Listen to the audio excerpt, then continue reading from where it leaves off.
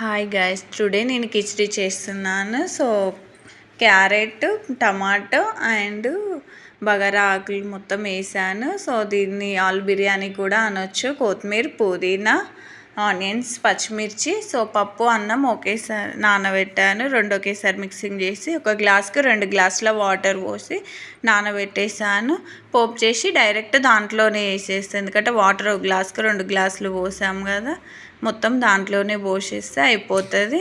So boil చేస్తున్నాను, boil అవుతున్నది.